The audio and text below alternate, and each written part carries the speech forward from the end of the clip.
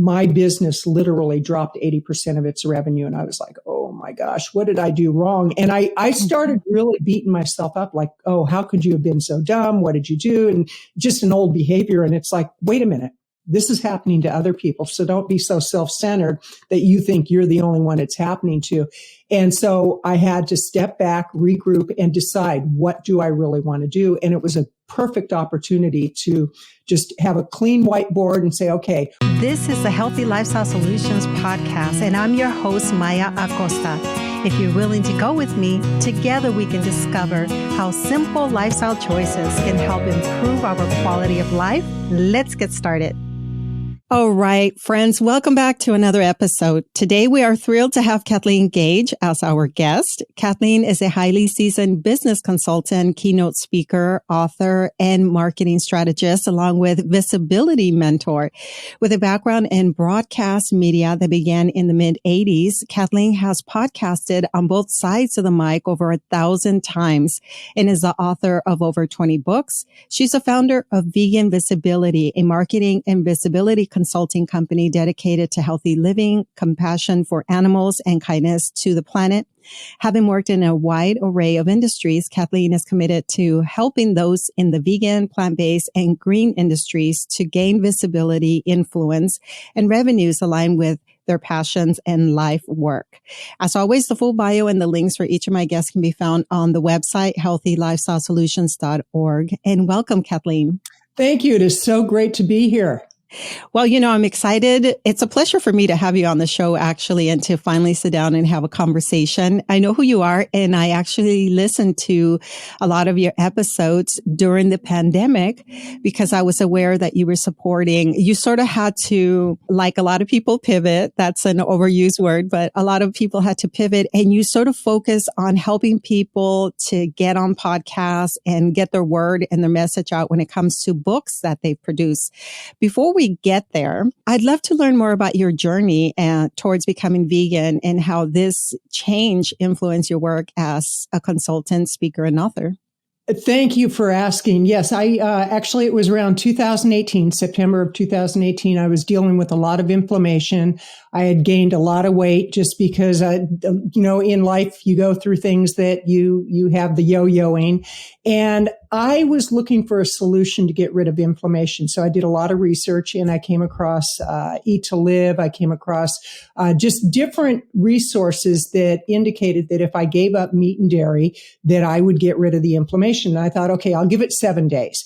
And it's interesting because at that point, I didn't connect the dots of the fact that I was doing a lot of animal rescue on the one hand, and I was eating animals on the other. And I was like a huge carnivore, and in more ways than one. And so I decided for 7 days I would try no meat, no dairy, and really give it 100%. And I followed to the letter, Dr. Furman's model. Within 2 days, I got rid of the inflammation. I was a runner, and I still am, and not a fast runner, but the aches and pains I was dealing with in running, they disappeared. And I lost like 6 pounds the first week. And I thought, well, I'll give it another week and I'll see.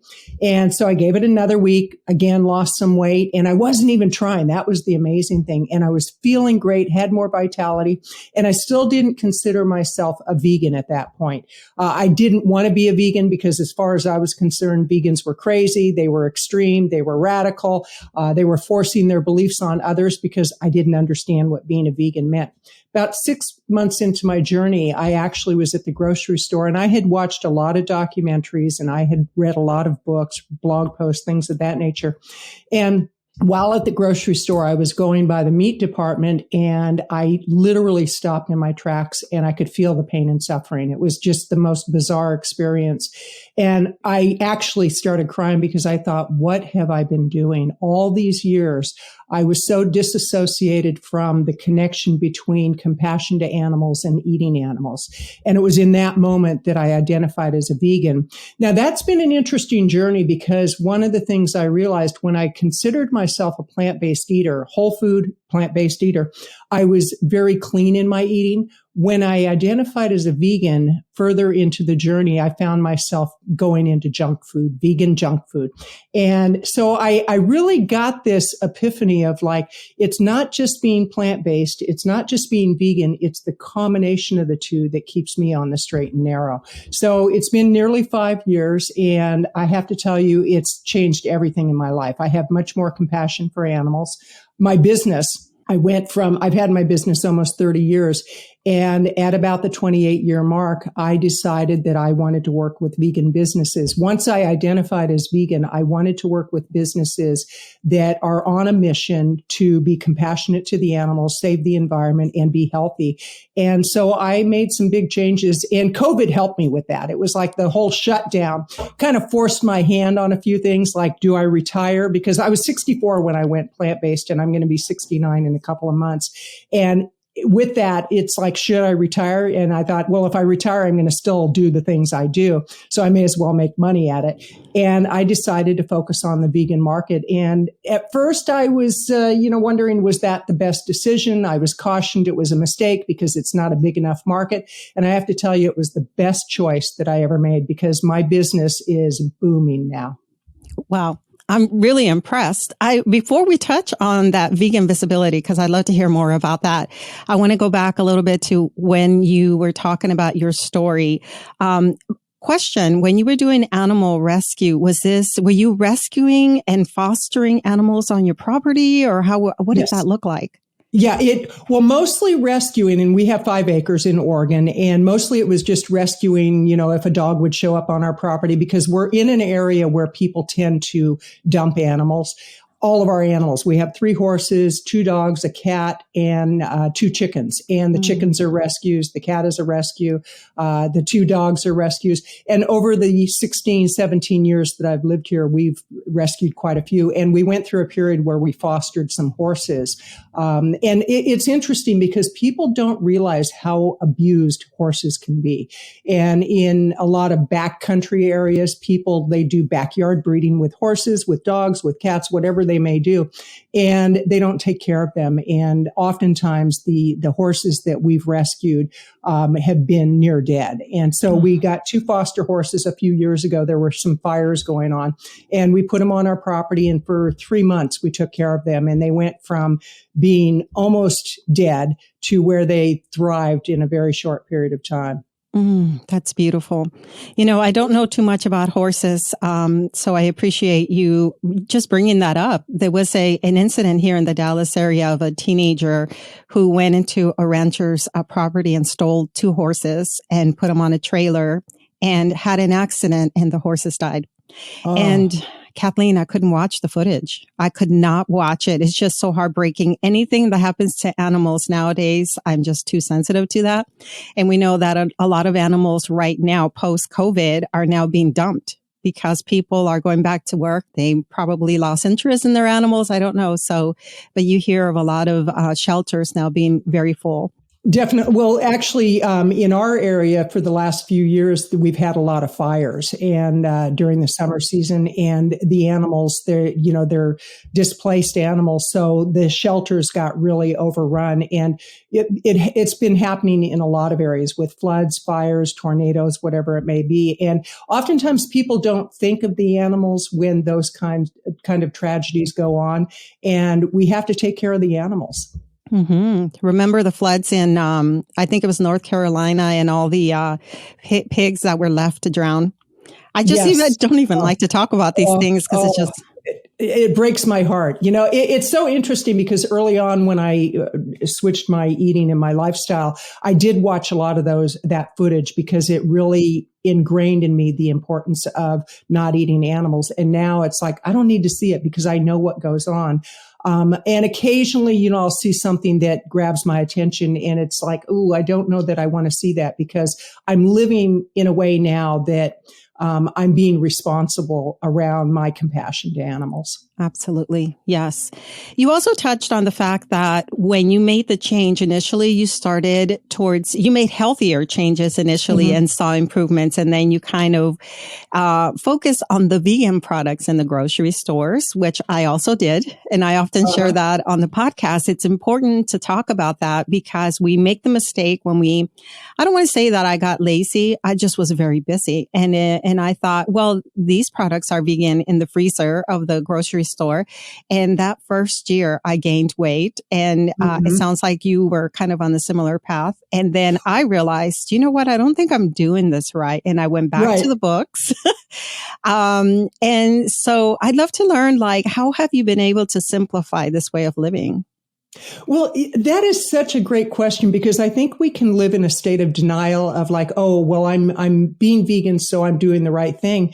And you can gain weight as a vegan. When I went plant-based, I was 100% whole food, plant-based, plant exclusive, no SOS. So I was very rigid in that. And I immediately dropped weight. I actually lost close to 40 pounds in a 3-month period. And I got to the point that I was getting a little too thin. And so that was my excuse to eat more. But quite seriously, then when the pressures of life come on, and when COVID hit and you're staying at home and they shut down the gym, it's the poor me, the pity me kind of thing. And so I started doing the junk food, like the vegan cheese and the vegan mayonnaise and the vegan meats. And I found that I was getting just as addicted to those as I had been to the other types of foods. So for me, what it is, it's really getting honest with myself, and what a difference it makes when you cut out all the junk food and you really are on the straight and narrow. And for me, it's really looking at, when I go to the grocery store, if I have that temptation of getting something that I know is not good for me, I just walk away. I was going through a period where I was doing the vegan pizza. I think it's the Dea brand, and it's like a $7 pizza. And so I would justify, oh, it's only $7. That's not much. And I was doing one every night. And I'm like, ooh, that's an old pattern, because I'm definitely a comfort eater. And I stuff my emotions with food. And so it really doesn't matter if you're vegan or you're a carnivore. You can be very unhealthy in the way you eat. Obviously, carnivore is very unhealthy. But what I have found is, for me, it's really to thine own self be true, and it's complete honesty, because it's the same thing with alcohol. I've been in recovery for 39 years. And as an alcoholic, I can't have one drink, because one drink leads to 1,000 drinks, quite literally. And so for me, it's really looking at what is the quality of life I want. So it really boils down to, what kind of life do I want? How much energy do I want? How much vitality? And I don't want to end up like most people my age, because most women my age are nowhere near as energetic or have the kind of vitality that I have. And I just don't want to end up like that. Yeah. So it's interesting. You cleaned up your life in terms of drinking and consuming and other mind altering, products. You let those go first before you change your lifestyle. I feel like for many people, they clean up their lifestyle and then they learn about the effects of alcohol. That alcohol is not necessarily healthy, like we've been told. The media tells us that doctors say one glass of wine keeps a heart attack away, or whatever they say. And it's only been since I've gotten involved with lifestyle medicine that I learned that no amount of alcohol is safe. Right. Well, for me, it's like alcohol made me fall down a lot and made me forget things quite a bit, because I seriously was a very, very troubled drinker, and I was a blackout drinker. And it was in my late 20s that I gave up alcohol. And then a few years later, gave up all mind altering substances. So for me, there was no denying that alcohol was not good for me. But it's interesting, because what we can do, it's whether it's food, alcohol, shopping, whatever it may be, we can say, oh, the one little thing won't hurt, but it's really, again, what's the quality of life that we want? And so everything I do, whether it's working with a client, whether it's exercising, whether it's eating, it's really looking at what quality of life do I want, and how accountable do I want to be to what I say is true. Very true. Yes. Well, this is wonderful, because I have been covering, what is called Sober Curious, that movement that's happening where more and more people are starting to question whether they should drink at all. And I have had sobriety coaches on the show. So I'm really happy to be part of that movement of having to, of allowing people to understand that it's not necessarily the best choice. So if we're going to go healthy, let's go all the way. Absolutely. And when you think of the amount of money that people spend on alcohol, we went out to dinner not long ago with a group of people, and one woman, she had given up drinking for 3 days, and then she decided to have a shot of whatever, and then she had a second shot, and those 2 shots cost her $25. And I thought, crazy. See, I don't have any kind of relationship to pricing on alcohol anymore because it's been 39 years. That's a long time ago.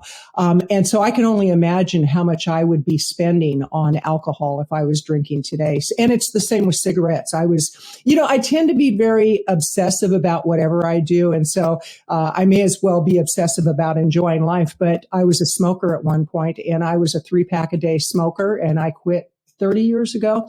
When I used to drink coffee, I drink at least a pot a day. I mean, I don't do anything in half measures. It's like, if I'm going to go into this, and it's just like with being a vegan and a plant-based eater, I have turned my whole life into that being my mission. And my business now is called Vegan Visibility. So for me, there's no half measures. It's like, if you're in this thing called life, you may as well do it all the way. Yeah. And it's so impressive because you said you've been in this for 5 years, even though you've been in business you've had your business for 30 years. Immediately you changed the direction of your practice. You rebranded to Vegan Visibility and started working to support vegan brands. I'd love to hear more about that. Like, what are those? Because I assume you saw a need, even though you said it's a small a niche, you saw that there was a need to help uplift those vegan businesses. So what are some of those challenges? What I noticed with a lot of people in the vegan space, a lot of them, they're like, oh, they want to do good in the world. And it's great that we want to do good in the world, because I definitely do. And when your business is profitable, you can do more good. You can make more donations. You can mentor more people. You can raise money for causes you believe in. And if a business is struggling, that's going to be your focus. It's like the hierarchy of needs and demands of Maslow's hierarchy, I believe it is. If we're on the surface level of survival, there are things that we may want to do in life, but we can't do. So what I did notice as I was immersing myself into the vegan space, I joined Katrina Fox. She has a membership program, and I joined her membership program, and I was listening to what people were saying, and they were like, they didn't know how to get visibility. They didn't know how to do sales conversations. They didn't know how to write books. And if they wrote a book, they didn't know how to market it. And I thought, I've been doing this for nearly 30 years now. I have a skill that's really needed in this market. Mm-hmm. Well, one thing led to another, and I actually partnered with a woman out of Atlanta, Georgia, V-Lynn Hopkins, and now we are Vegan Visibility Productions, and we work exclusively with vegan-based businesses that want to gain visibility. And a big thing we're doing right now is we're doing summits, we're doing affiliate marketing. We work with the NHA. We're working on their conference coming up, the virtual side of the conference.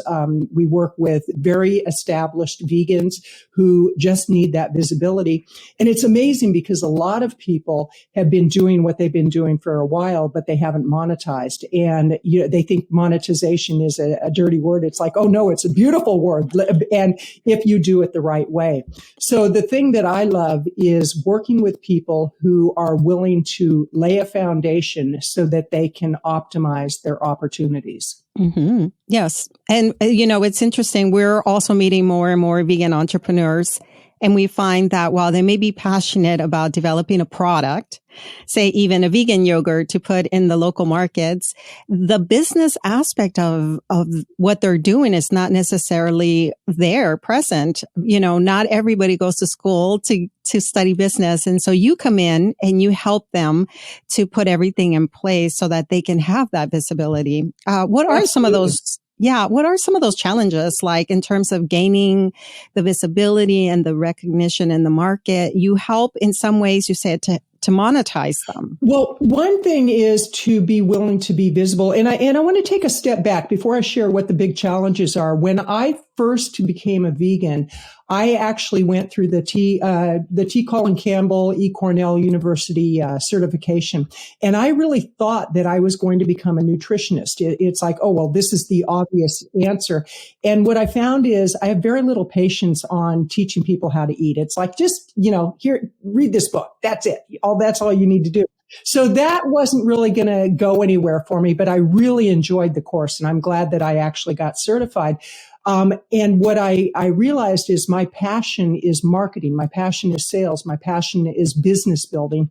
And so as I noticed the challenges, one of the greatest challenges is being visible and getting from behind their own curtain. It's like people like to hide out. And the internet is a really safe way to hide out. You can actually be behind the screen. You can have your website. You can have your social media presence, and you can create the illusion of who you are. And what I noticed is people were having a difficult time being just who they are. And because they were afraid of being judged. When I work with people on podcasting, for example, they're like, well, what if somebody doesn't like what I say? And it's like, well, of course there's going to be people who don't like what you say. You're not here to please everybody. You're here to speak your truth. And so the greatest challenge that I noticed was not knowing how to market, trying to throw a bunch of mud at the wall and hoping something stuck, and not being really clear on who their niche is. And so that's what I had to go through in my own business, was identifying what types of businesses do I want to work with, and then based on that, putting systems in place. So another challenge would be not having systems in place.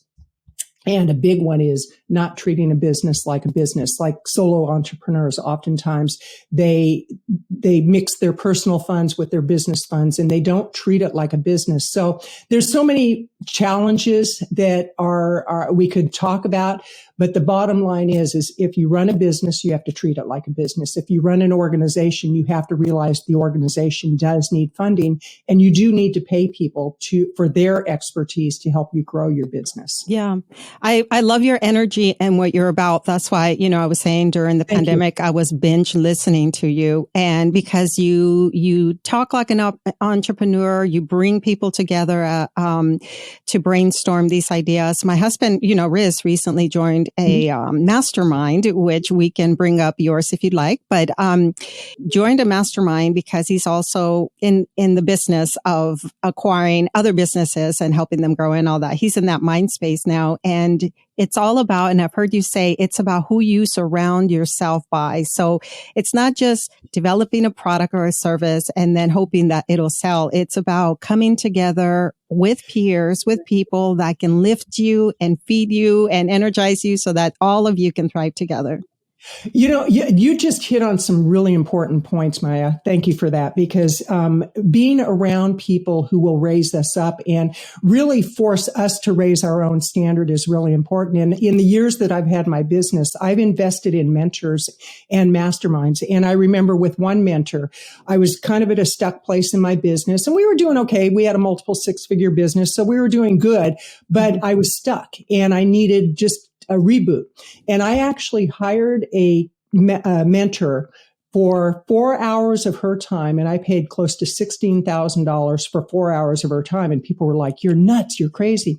And I thought, I'm hearing great things about this woman. She helps people get unstuck, and I need to get unstuck. So not only did I have to pay my flight out there, I had to put myself up in a hotel, pay my own meals, and then have 4 hours of her time. And I remember writing the check. I was like, oh my gosh, my hand was shaky. I was sweaty palms. And I thought, if your palms aren't sweating, you're not playing big enough. And that investment, within probably 30 days, I made $50,000 from one idea that she gave me. So it was just like getting myself into a different mindset.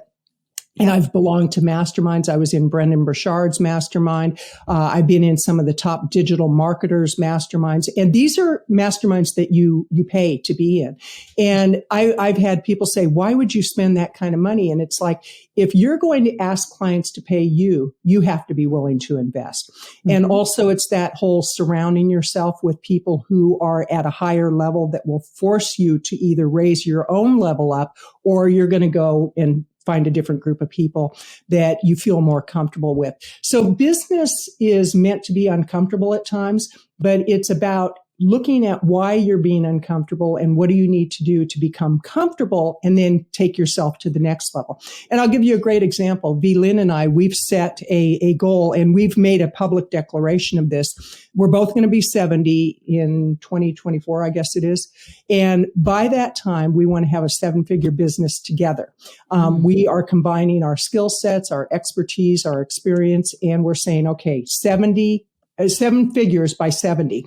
And that's quite a bold statement. Well, then once we get that, we're going to teach people how to do it. So it's kind of like, to me, business can be very serious, but it's also a lot of fun. I like to set really outrageous goals, because if I don't set outrageous goals, I don't achieve what I achieve at the level that I do. Yeah. Yeah. It's a lot of fun too when you come together with people that have that mindset of knowing how to pull from the right resources and help each other out. And it's a lot of fun, especially when you bring women together who are in business. That's awesome. So now you, like I said, you rebranded and you're focused on supporting vegan businesses. And now you have 2 podcasts. So I know that you've mentioned, you have years of experience in broadcasting. Why the podcast? And then why 2 podcasts? Well, what I love about podcasting is I can do whatever I want to. It's my show, on my own podcast. Now, when I'm on somebody else's podcast, I look at what their criteria is and their guidelines.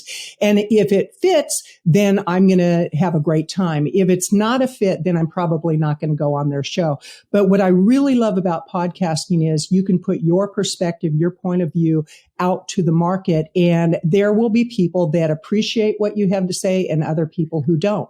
And so for me, I just love sharing my perspective with people. I love bringing people on my show who have a great perspective about the vegan movement. And you reach untold numbers of people. And like I teach my clients, when you're trying to get your message out, if you are only speaking to one audience, you're only reaching that one audience. But if you set a goal, like, for example, Mitali, who is the vegan publisher, she went through a course of mine on getting on podcast. And the goal for people in the course was to be on 100 podcast shows within a very short period of time. She just crossed the 101st podcast that she was on, and she credits it to what she learned in my course. And what's interesting, though, is you have the 80-20 rule. Virtually anywhere in life, you're going to see the 80-20 rule. About 20% of the people who go through a course will actually do something with it. The other 80%, they hope to get it through osmosis. Well, she was part of the 20%. I'd say she was probably part of the 1% who actually went full board ahead, and she had phenomenal results. Her business is booming now. And 2 years ago, she was an unknown. Now she's very well known because she was willing to put her stake in the ground, and she was willing to go for what she needed to and wanted to. And so with people in business, I think what another challenge, I'll go back to the whole challenge thing, is they don't play big enough, or they put their toe in the water, but they're afraid to dive in the deep end, or they invest in something, whether it be a mentor, a book, a course, and they don't apply the information. And then they say, well, this doesn't work. And it's like, well, it's not that the information doesn't work. It's that you didn't work it. Well, and it's a scary world too. I mean, unless we're raised by entrepreneurs, and I'm making I'm generalizing, but in general, if we do not have those role models in our lives to begin with, of family members who are acquiring businesses, or just entrepreneurs in general, it's a little scary for us to be tossed in that. And also it's that mindset, Kathleen, right, that the path is through a university degree. Like, that's what we're supposed to do. Then we become an employee, blah, blah, blah. And so diving into the blah, blah, blah. Because it's the story.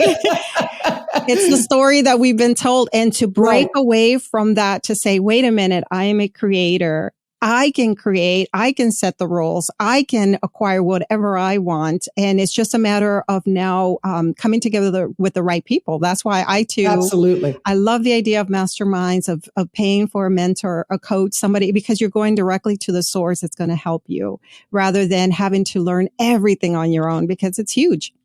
Absolutely. And when you look at, the student debt that people have and that they're not even using the degree, you could take that money, you could put it into masterminds, into mentors. And I'm not saying that there's anything wrong with a college education. I think it's great. But for me, it was like, that was not my path. Actually, because of my drugs and alcohol, I ended up on the streets at one point in my life, and I had to just pick myself up and figure life out. And I was raised by a father who wanted me to learn how to type because I could get a good secretarial job. Quite seriously, that was the era I came from.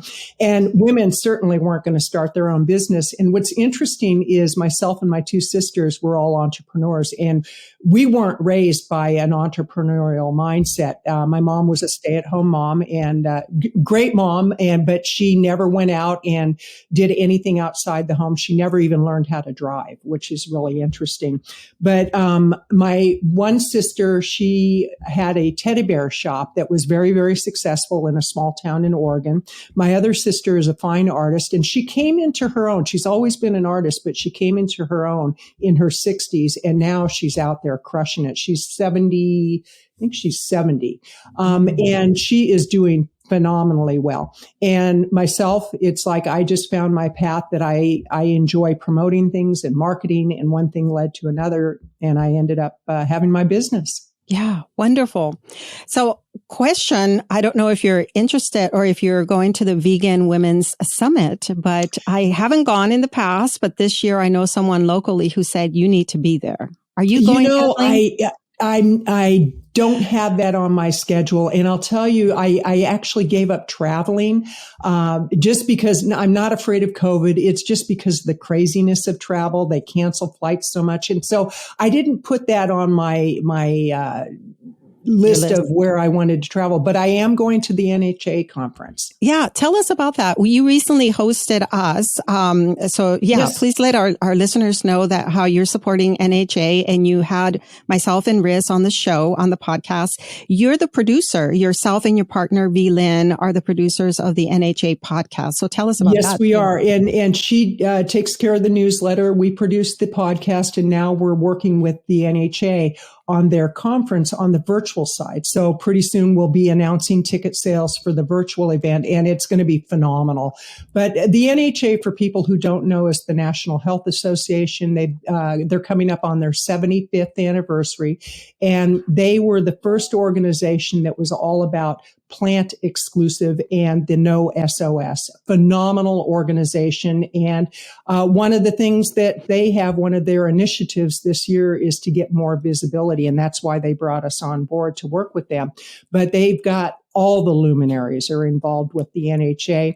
They've got a very, very solid membership, and they're reaching out to the younger market now because it tends to be an older crowd. So they are reaching out to the younger market because they realize that the more that people know about the NHA, the more people will be healed through the power of plants. Yes. And, as soon as NHA, the podcast came out, I subscribed. Like the first episode with Dr. Frank Sabatino, when it was announced that there would be a podcast, I subscribed. And it's so well put together. You guys have done such an amazing job. And I saw, because I look at the numbers as a podcaster, I study numbers too, and it's doing very well. It's a fairly new podcast. I think we're on episode 19 or 20, and it's really taking off, and we're working on more marketing strategies to really get the visibility for it. But I encourage people to go to healthscience.org/podcast, and you'll be able to listen to all the episodes. Yeah. And yours is going to be released probably in about a month. Okay. Yes. And this one will probably be released maybe around the same time. Okay. So now you support vegan businesses, everything from how to get on podcasts to how to probably rebrand maybe. Do you also help people, and you help people who want to start podcasts? Do you support current podcasters who also need visibility? Absolutely. Absolutely. And the thing that we don't do is we don't work with brand new startups, like somebody who's just thinking of starting a business. We actually work with people who have pretty extensive expertise. For example, Linda Middlesworth, who is 35 years vegan. She identifies as a vegan. She's been in business for quite a while. And we actually did an event with her recently. We were the producers of the event, where she had T. Colin Campbell on there, Dr. Esselstyn, Dr. Deborah Shapiro, and it was phenomenally successful. She had over 1,000 people who signed up for it. Wow. And her event was at the same time that Chef AJ had an event. So we were like, wow, we didn't expect that kind of a result. So we must have done something right. But what's really exciting is that we're working with her to really grow her business. So she had expertise that was just really, if you will, ripe for the picking. She was just sitting on an opportunity that she just needed the right partners to come in. So we work with people who have extensive expertise and they're ready to really explode in the marketplace. Yes. Yeah. Well, that makes a lot of sense because they have shown a couple of things. They're invested in what they're working on. They're clearly persevering. There's something that keeps them going. They're probably being very consistent in how they're showing up. So they are people that you're willing to work with, as opposed to someone who's got one foot in, one foot out, still kind of doesn't understand who their main market is, like their niche, right? That's just a lot of work. It sounds like. And here's an example, like to really brand and be clear on who you work with and who you want to introduce to your community. With my own podcast shows, I've got Vegan Visibility, which is a business show. It used to be called Power Up for Profits because my company at one point was identified as Power Up for Profits. And then when I rebranded everything, I turned it into Vegan Visibility. The other show is Plant-Based Eating for Health. Number one criteria for people getting on my show is they must be void of all animal and dairy in their food consumption. That's the starting place. And I've had people who said, well, I'm almost there. I still eat cheese or I still eat fish. And it's like, well, God bless you. And when you completely give it up and you've done it for a year, then let's talk.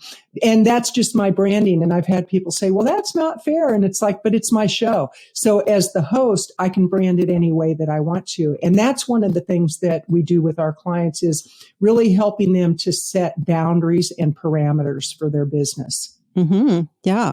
That sounds really exciting. I know that we've wanted to work more on online summits, so maybe I'll be in touch with you. But before the pandemic, Riz was really spread thin. He was going, one of his goals had been also to outreach to medical schools to speak to students about the power of plant-based nutrition.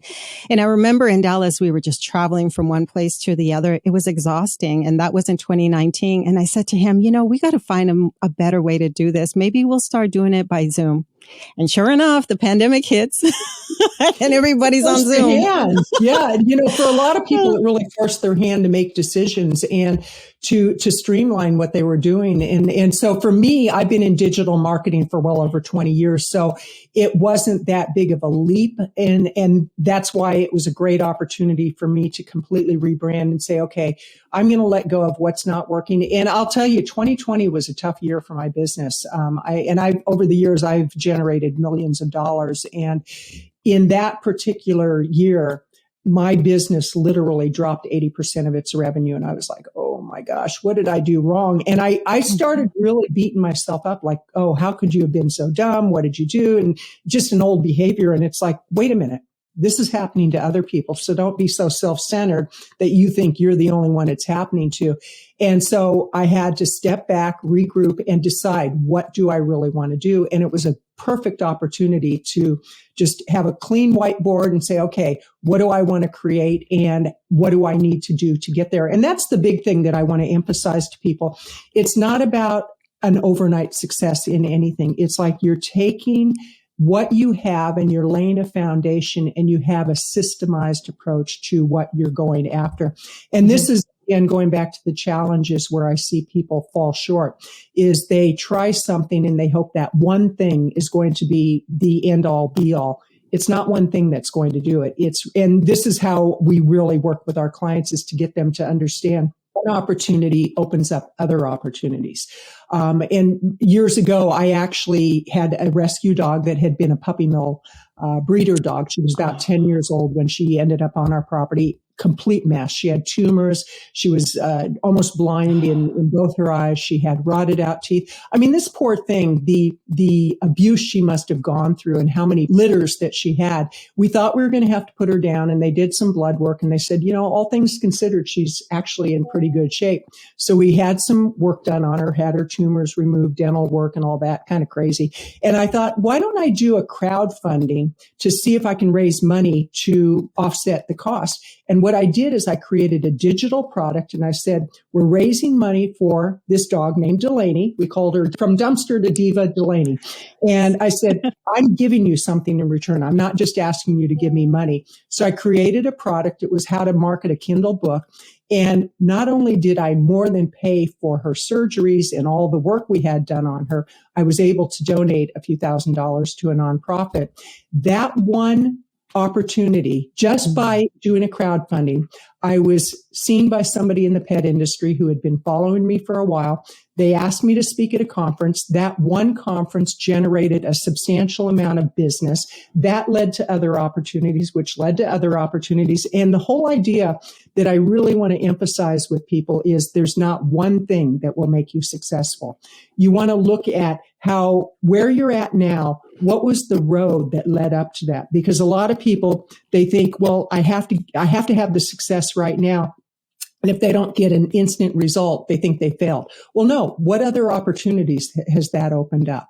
Mm-hmm, mm-hmm. And that's, as you're saying that, I'm thinking that's why it's important, to look at who you surround yourself by, because those people will affect how you view life in terms of whether you want to give up and feel defeated when we're going through a pandemic, or will help to give you a new perspective of how you can achieve continue to do your mission work in a more kind of sustainable way. Because in many ways, in your experience, now that you're fully on board with this vegan plant-based lifestyle, what are the most common misconceptions that you've seen people have about the vegan lifestyle, and how do you help to educate them?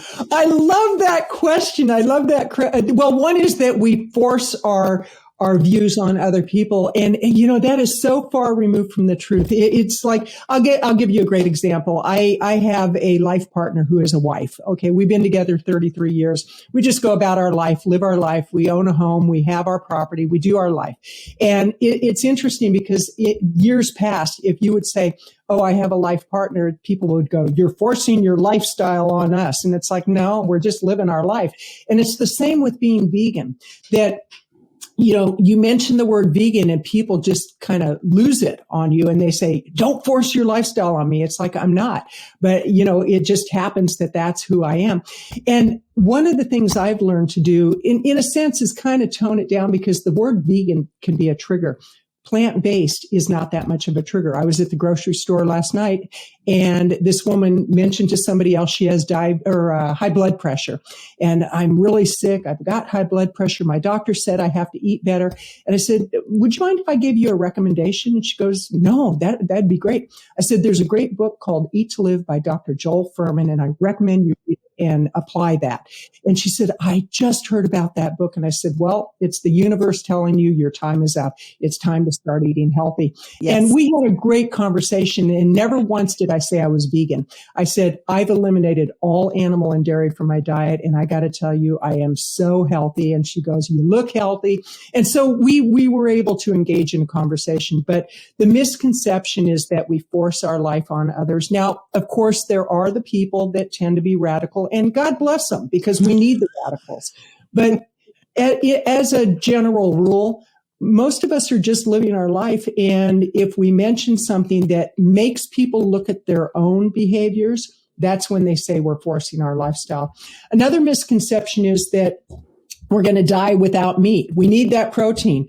There's plenty of protein in a very balanced, whole food, plant-based diet. You get plenty of protein. And so I would say the two real misconceptions are that we're forcing our lifestyle, and don't tell me what to do. And it's like, well, what about the animals? Because a lot of people don't take that into consideration that are consuming meat. It's like, take a look at where your meat is coming from. And the other misconception is that we're going to die because we don't get enough protein. Yeah. Yeah. And it's unfortunate. Again, it's all the messages that we receive through media, television that plants this idea. It's almost like our nutrition education comes from sources that are not really reliable and that are funded, right, by big pharma and all of that.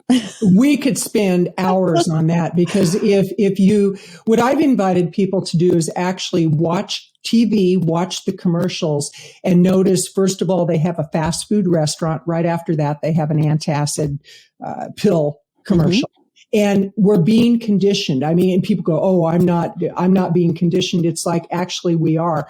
That's why advertisers spend so much money to convince you of something that may not be true. So really pay attention to the medical commercials, the big pharma commercials, and the food commercials, and notice what's happening to people in general.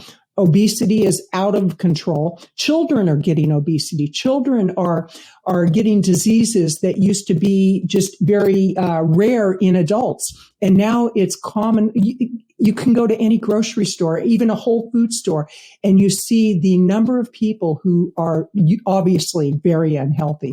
Mm-hmm. It's a direct result of what they're putting in their body in probably 99% of the cases. Now, in some cases, it can be genetics, but a lot of the diseases that we thought were genetics, actually, it's the food that we consume. Yeah. Very true. Very true. And so finally, what piece of advice, I feel like you've already given us a lot, but what advice would you give someone who is contemplating getting on this lifestyle?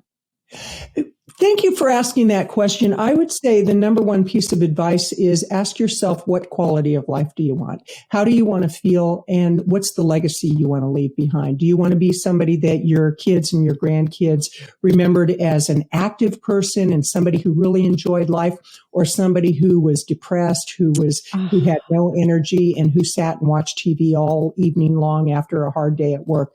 And really think about what you're putting in your body. Is it alive or is it dead?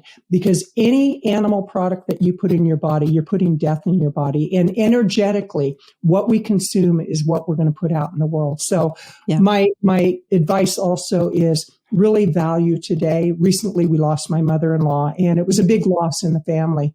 And I so value every single day. And a lot of it has to do with things that I did in the past that I didn't want to live in the past. And today it's like, what can I do today to make it just such a joyful day? Yeah, that's a wonderful message. Thank you for that. How do we want to be remembered, and how do we want to live our lives? Man, that's some great stuff. Thank you. Kathleen, what is the best way for my listeners to follow up with you, to learn more about you, to listen to your podcast? Thank you so much for asking. They can go to veganvisibility.com. That's veganvisibility.com. Thank you so much, Kathleen, for taking your time to speak with us today. It was an honor getting to know you. Thank you. This has been delightful. Thank you again. Wow, that was awesome. Thank you, Kathleen, for joining us on the Healthy Lifestyle Solutions podcast. Your wealth of knowledge and expertise in business, marketing, and healthy living has been truly insightful. We appreciate your time and insights and look forward to connecting with you again in the future. Friends, I hope that you enjoyed this episode. We'll catch you on the next episode. And thank you again for being a listener. You've been listening to the Healthy Lifestyle Solutions podcast with your host, Maya Acosta. If you've enjoyed this podcast, do us a favor and share with one friend who can benefit from this episode. Feel free to leave an honest review as well at ratethispodcast.com/HLS. This helps us to spread our message. And as always, thank you for being a listener.